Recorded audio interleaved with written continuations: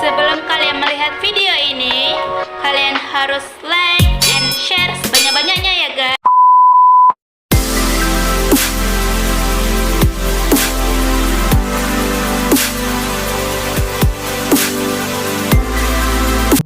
Kita masuk ke poin pertama, yaitu pengertian zikir. Zikir secara etimologi, perkataan zikir berakar pada kata dzakara yudzakiru dzikra, artinya mengingat, memperhatikan, mengambil pelajaran, mengenal dan ingatan. Sedangkan menurut pengertian psikologi, zikir atau ingatan adalah sebagai suatu daya jiwa kita yang dapat menerima, menyimpan, dan memproduksi kembali pengertian atau tanggapan-tanggapan kita. Sedangkan menurut bahasa Arab, yaitu terdapat dalam Quran Surah Ar-Ra'd ayat 28 yang artinya adalah mengingat Allah atau zikrullah merupakan hal yang perlu dilakukan manusia untuk kepentingan manusia sendiri, mendapat hati yang tentram. Masuk ke poin kedua, yaitu pengertian psikoterapi. Psikoterapi adalah perawatan gangguan psikologis melalui cara-cara psikologis. Umumnya menggunakan interaksi verbal dengan profesional. Kita masuk ke poin ketiga, yaitu metode-metode zikir pada penderita gangguan jiwa menurut psikologi agama. Metode yang digunakan pada pelaksanaan tetapi religi melalui zikir pada penderita gangguan jiwa di instalasi rehabilitasi mental adalah metode terapi secara kelompok dan metode terapi secara langsung. Kalian yang ingin tahu apa sih metode kelompok itu dan apa sih metode langsung itu? Ini saya akan menjelaskannya. Pertama, metode kelompok. Metode kelompok adalah metode yang dilaksanakan secara kelompok dengan dipimpin oleh terapis. Terapis sebagai pemandu kegiatan terapi akan melakukan beberapa tahapan dalam terapi religi ini, yaitu introduction atau understanding, remember, mention, dan proactive. Yang kedua, metode langsung. Metode langsung adalah metode yang dilakukan secara perorangan dengan tempat yang disesuaikan dan biasanya terapis bekerja sama dengan terapis yang lain dan perawat melakukan terapi. Terapi yang dilakukan berdasarkan face to face. Kita masuk ke poin keempat, yaitu pengertian doa sebagai metode pengobatan psikoterapi Islam. Metode doa dapat memupuk rasa optimis di dalam diri serta menjauhkan rasa pesimis dan putus asa. Lebih dari itu semua, doa mempunyai peranan penting dalam penciptaan kesehatan mental dan semangat hidup. Kita masuk ke poin kelima, yaitu proses-proses fisiologis yang dapat dipengaruhi oleh doa. Proses-proses fisiologis yang dapat dipengaruhi oleh doa diantaranya adalah proses kegiatan enzim, lanjut pertumbuhan sel darah putih, leukemia, laju mutasi bakteri, dan lain-lain.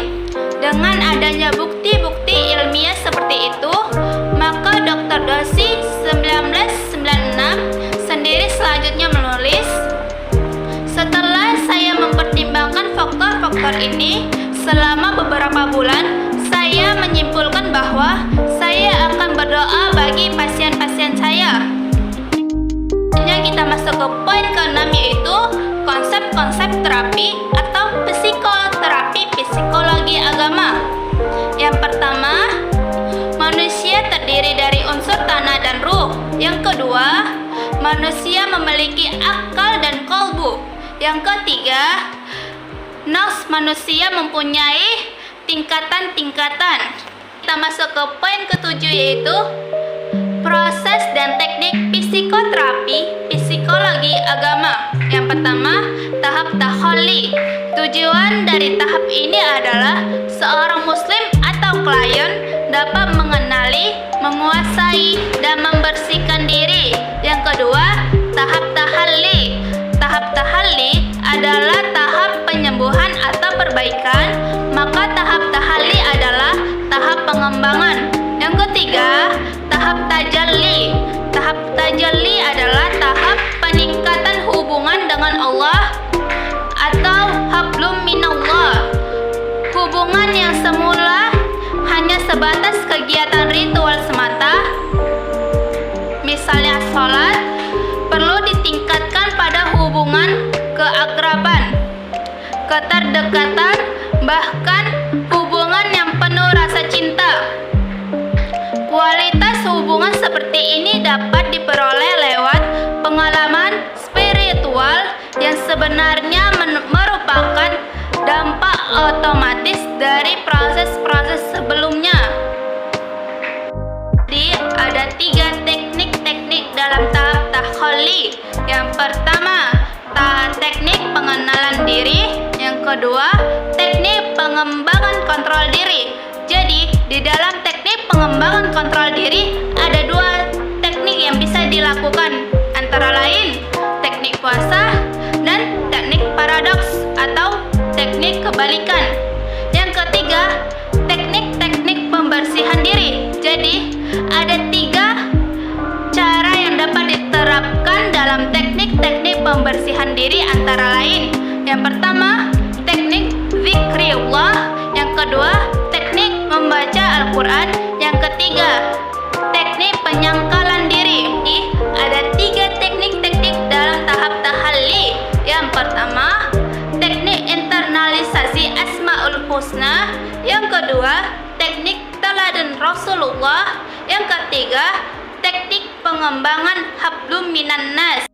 Jadi, penjelasan-penjelasan di atas dapat saya simpulkan bahwa zikir dan doa merupakan amalan seorang muslim dalam membangun fisikal dan psikologikal, serta dapat dijadikan sarana psikoterapi guncangan jiwa, kecemasan, dan gangguan mental.